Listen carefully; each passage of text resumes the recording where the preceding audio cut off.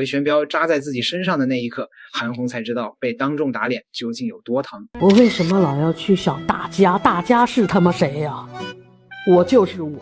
谁也没想到，一段尘封9年的访谈，时隔多年突然疯传全网，当年无人在意，现在回头看却细思极恐。熟悉伊丽静访谈风格的都知道，他从不说废话，甚至句句戳心，至今没有人能逃过他的声讯式采访。韩红自然也不例外。采访里，韩红感慨：离火车太久远了，我跟火车已经太不熟悉了，很少坐了吧。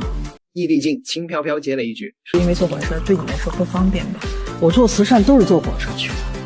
韩红发现自己说的话前后矛盾，驴头不对马嘴，紧急找补。说的心理的概念没有坐火车，是从北京到成都或从成都到北京。深沉空气寂静又尴尬，伊丽静没有拆穿，也没有追问，只是嘴角带着一抹耐人寻味的微笑，仿佛一切尽在不言中。当然，普通人偶尔口误正常，谁都有嘴瓢的时候，但是镜头面前临时强行篡改定义，这一波操作很难不让网友多想。如果说火车翻车只是小插曲，那接下来他网络上人设与真实之间的错位才是真正大型打脸名场面。聊到筹款话题时，韩红叹个气，开始哭穷。哎呀，筹款越来越难了，现在没有人愿意捐钱。伊丽静询问为什么不找大亨，韩红回答斩钉截铁：我不认识啊。华路百纳公司要求你去做董事长 CEO， 对，你还是他们的股东，占51%的股东。是。面对实打实的证据，韩红瞬间破防，眼神躲闪，支支吾吾憋出一句：反正我什么也没干。先给不明白的观众分析一下，华路百纳的含金量，当年火遍全国的欢乐喜剧人、跨界歌王、笑傲江湖这些顶流综艺全都是这家公司参与制作的，妥妥娱乐圈头部资本公司。而公开工商信息显示，2015年韩红和该公司达成合作，手握51%的绝对控股权。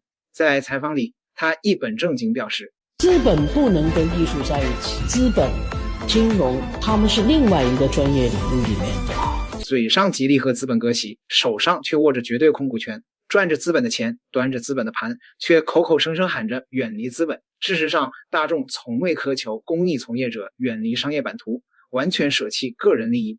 大家真正在意的是公益人拿着普通百姓捐赠的血汗钱，有没有带着纯粹的初心去办实事。而他一边赚着资本的钱，一边又把自己包装成苦行僧。韩红之前在采访里表态，明天做不了我就带人去长城捡垃圾去。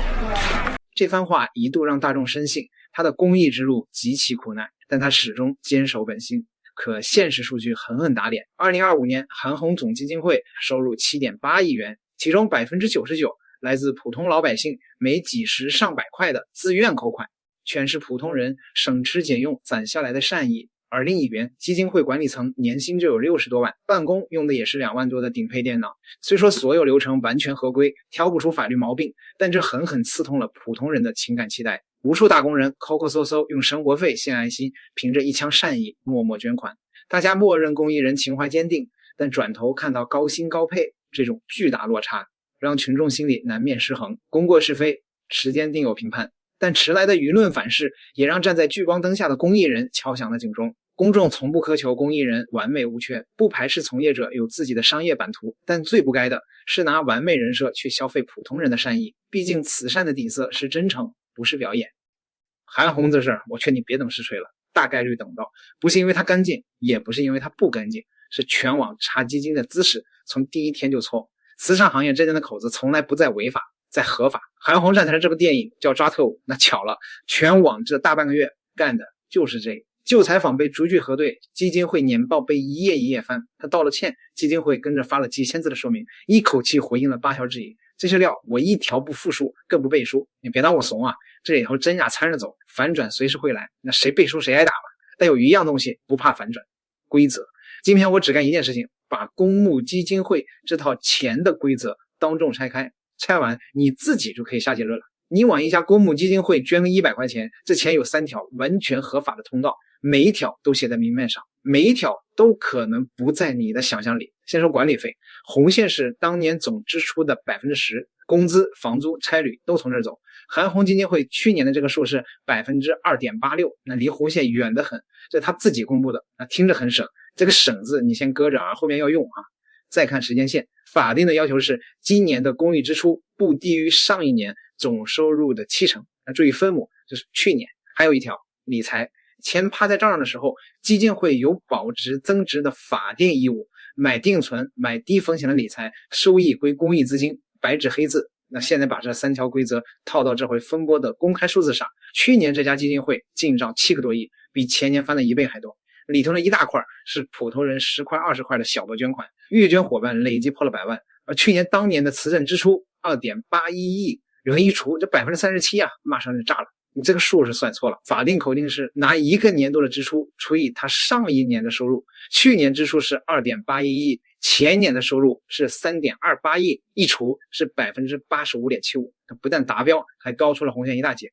但是你先别散场，合规恰恰是故事开始的地方。分母是去年，就意味着收入暴涨的年份，大钱可以名正言顺的留在账上。那算下来4-5个亿趴着，配成定存和理财，每一步都符合规定，每一步经了审计报告，每一步监管都挑不出毛病。这就是我说的抓特务思维，在这儿必然是扑空的。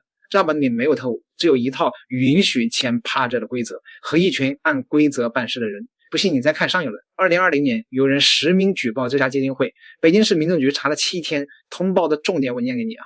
总体上运作比较规范，抗疫做了大量工作，应予支持和肯定，但部分投资事项公开不及时，取得公募资格前有过公开募捐，限期改正。那翻译过来，动用监管权力看完账目的人查出来的2个程序瑕疵，举报的人不服，那去申请复议，支持的人举了通报说他清白。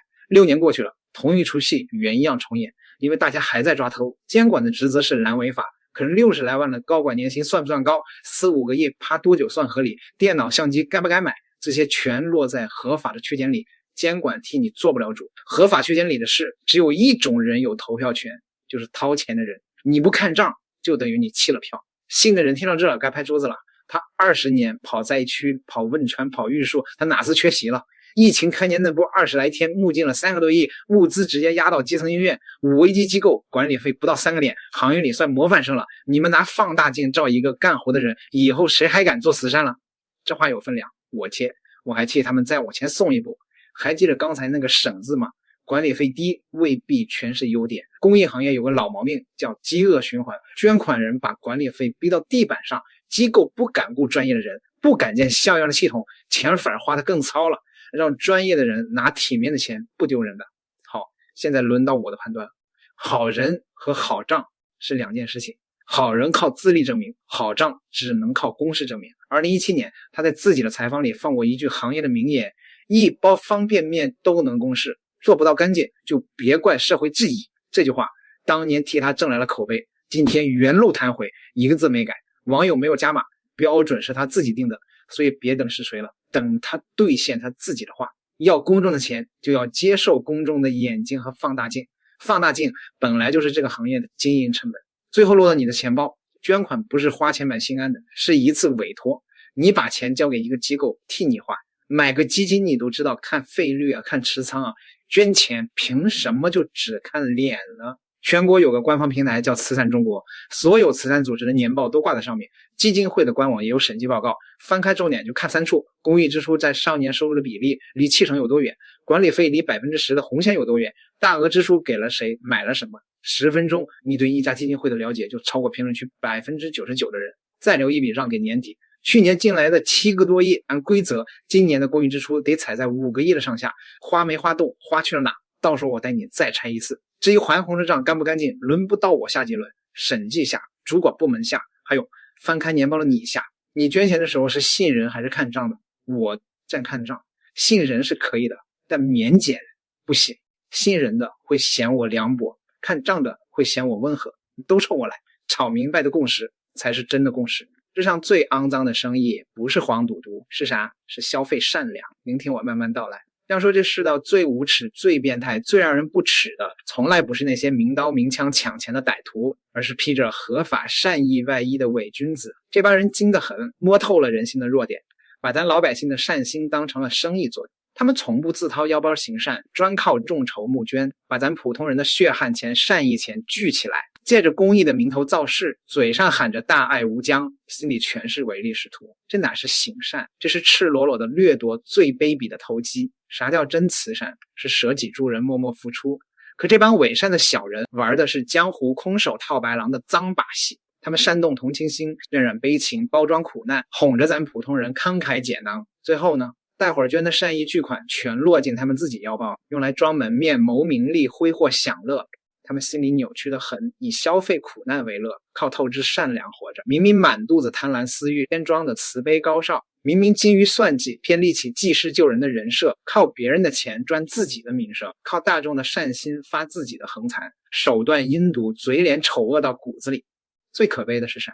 这种伪善在社会上横行，老实人的真诚善良成了他们谋利的工具，普通人的恻隐之心被反复践踏，真心行善的人默默无门，假意作秀的人名利双收，彻底颠倒了善恶对错。天下最卑鄙的生意莫过于啃食人心，消费善良。